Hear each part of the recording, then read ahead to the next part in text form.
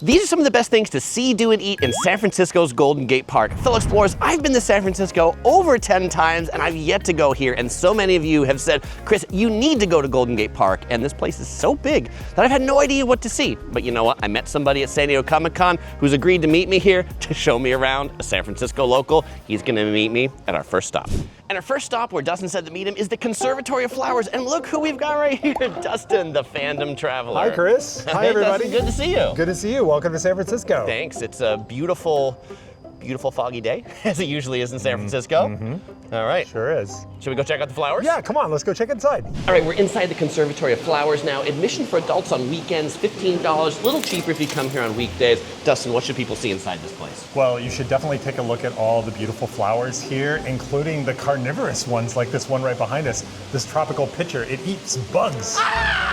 I would also say that this is not the normal type of flora and fauna you see in San Francisco. We're used to seeing a bunch of succulents, the occasional palm tree, but inside here you can see tropical plants, you can see all kinds of amazing plants from all around the world. And a great place to come on a cold day because they keep it pretty warm and toasty in here. There's a few different rooms that you can go into in here. My favorite's this one. It's the cloud forest room, and I like all the bird noises in here. There's no birds, they're just speakers that make the bird noises, but I love places that really get you into the atmosphere.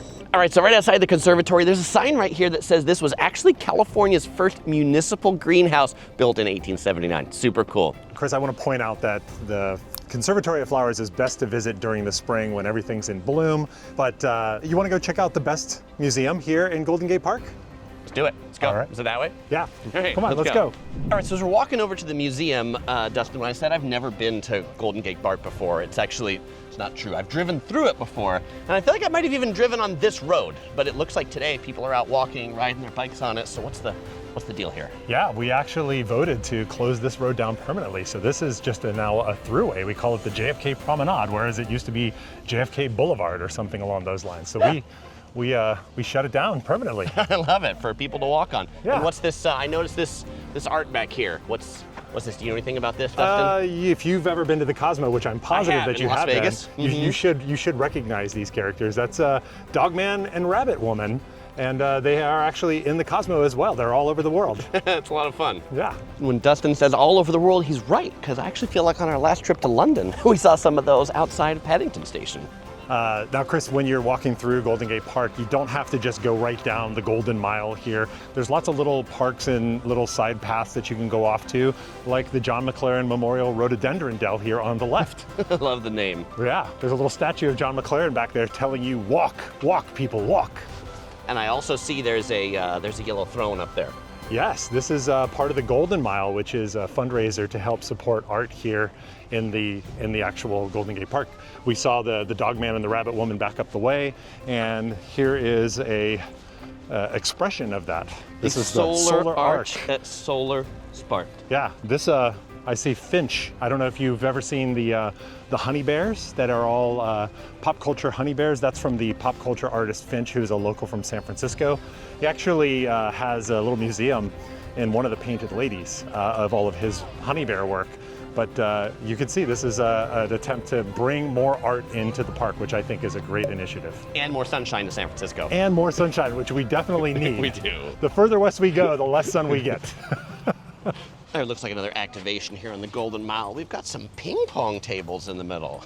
That's a lot of fun. So after about a 10-minute stroll, here we are in front of the D. Young Museum, and a Waymo just went by. That is the Google self-driving cars that I rode on one last night for the first time. It was a lot of fun. Yeah, super fun. But this video is not about self-driving cars.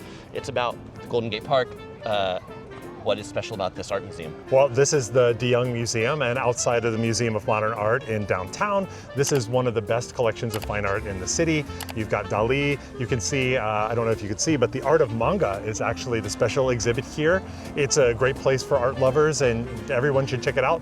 While you're here, also, the Hammond Tower. There's an observation tower which will give you, it'll give you panoramic views of San Francisco, which are really pretty, and I believe you can see the Golden Gate Bridge from up there. Admission fee to go in, I'm sure. Yes, right? Yeah. yes, all right. There's an admission fee. And then what do we got on the other side of this plaza? Over here is the Cal Academy of Sciences. This is aquarium, planetarium, super fun place to be for kids. Lots to explore, lots to see. It's a good time for the whole family. So if you've got kiddos, that might be the best museum. All right, I'll need to come back here with our 6-year-old daughter, the Curious Princess. 100%. Do note the California Academy of Sciences definitely isn't cheap. $55 for adults, $45 for kids. Chris, are you feeling hungry? Yeah, I can get something to eat. All right, I think the best place for us to eat is in the cafe here over at the De Young. So let's go grab a bite, shall we? All right, let's do it. To get in the cafe, you don't need to pay admission to go in the museum. You just tell the friendly security guards at the front that you're going to the cafe, and they'll direct you over here. What did you get, Dustin? I got the veggie burger and fries, about $35. Yeah, and I got the Kansas pulled pork barbecue sandwich, about the same price. Dustin, any place else you recommend to eat in Golden Gate Park? This is the best place for a really nice lunch. It's indoors, it's climate controlled. Outside, there's gonna be a lot of pretzel and hot dog carts, but for actual establishments, this is pretty much the best spot. Yeah, all right. Clean restrooms here too. By the way, from the hot dog carts, $8 for a hot dog, in case you're wondering. So there's one thing on my list to come to Golden Gate Park that I knew about, which is the Japanese tea garden, because many of you said I should come here. And it's a really neat garden. There's like lots of pagodas and towers and paths to walk around. There's like a koi pond. It also looks like there's something to eat here. Have you eaten at this before? The little tea house down here? I've eaten here once, maybe about 10 years ago. It's lighter fare, it's sustenance, but yeah, it's not really a full meal. Yeah, but it does have good views. It has a good view of a garden, so that can't be beat, right? Primo. All right. Admission into here, same as into the flower conservatory. If you're going into multiple of the gardens, then they have a pass that you can get to make it cheaper to go into all three. Free for residents, free for military. Very good. And there's also a cool gift shop in the center that has a whole bunch of neat Japanese ceramics. All right, but the best part about this garden is definitely this bridge. Totally something out of a Japanese anime. I've seen a lot of these kind of bridges in Japanese gardens, but usually not ones that you can go up on top of. Bring your climbing shoes for this one. Oh, by the way, if you're driving your car here, there's a big parking garage that's right under the De Young Museum and the California Academy of Sciences. You are going to pay to park there, just like everything in San Francisco, but it's very central to the park. If you're taking Uber, rideshare, Lyft, Waymo, then also set that as your destination. It's just a great center point to explore. Okay, Chris, and real plant lovers will have to visit the San Francisco Botanical Garden here.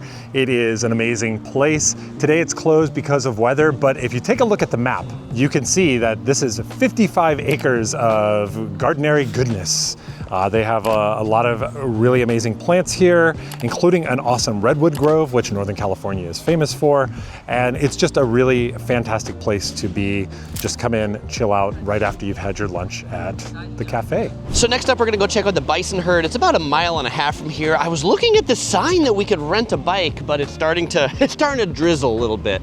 There are also some park shuttles you can take. There's taxis that stop here. There's the Waymos that go around. But since we drove, we're gonna go back to our car in the garage down there under the museum and drive closer to the bison herd. All right, so we just drove about 10 minutes to get out of the parking garage here. And what do we got going on here, Dustin? Well, Chris, this is the Bison Paddock, and you chose a perfect time to turn the camera around. Bison pooping. Guaranteed to get lots and lots of likes and subscribes. But this is actually the Bison Paddock here, and this was established in the late 1800s to help with the conservation movement to bring the bison back from the endangered list. And so now we've got a bunch of bison here that are kind of just hanging out, and they're here to see and here to visit. And if you come to Golden Gate Park, you should come visit them. And best of all, free admission to admire the bison. And their poo. All right, so we started the day here at the Conservatory of Flowers. We went over here to the museum. We drove down here to the Bison Paddock, and now we are at the Dutch Windmill right by the ocean all the way at the end. But before we show you the windmill, you gotta know what some of the rules are. And so there's quite a few of them, but you know, also I like these here. No picking the flowers and definitely no stepping on the flowers. What flowers? Well, I guess this is a tulip garden in the summer, spring, when there's time for tulips. That's right. Dustin, what's special about this windmill? Well, this is the Dutch Windmill. It's been here for a very long time. And when the tulips are in bloom, this place is absolutely beautiful and gorgeous. It's a nice thing to come see. And it'll still be several months from now before the tulips will return. Dustin, you are very much like the Peppa Pig afternoon tea bus tour that we took in London, where when they say, talk about the church on the right-hand side, because it's geared to kids, yeah. Kids on the right is a very old church. Kids on the right. It's been there a long time. How old is it? It doesn't matter to them. It's very old. It's been there a long time. Yeah, right? So, exactly, yeah. exactly. And this is kind of a nice, like, when you're actually over on Ocean Beach, which is right behind us. I don't know if they can see it, but the Yeah, I see Pacific some Ocean waves is back just like there. I see right some down ocean. the street. When you're actually on the beach, you can look back and see the windmill. You kind of know where you are. I don't know. It's just kind of it's a good vibe. Yeah, that's cool. All right, Dustin. Well, thanks so much for showing us around Golden Gate Park. My pleasure. If people want to check out your channel, what do they find on it? Well, you'll find lots of pop culture events. I am a big screen tourist, which means I go to movie locations. So if you're into events like San Diego Comic-Con, Star Wars Celebration, D23, or you're a big fan of movies, check out the Fandom Traveler, and I'd love to talk to you there. Great. I'll put a link here on the screen in the description below. And thanks so much. Yeah, you're All right. welcome, Chris. As usual, I won't say goodbye because I'll see you in the next video.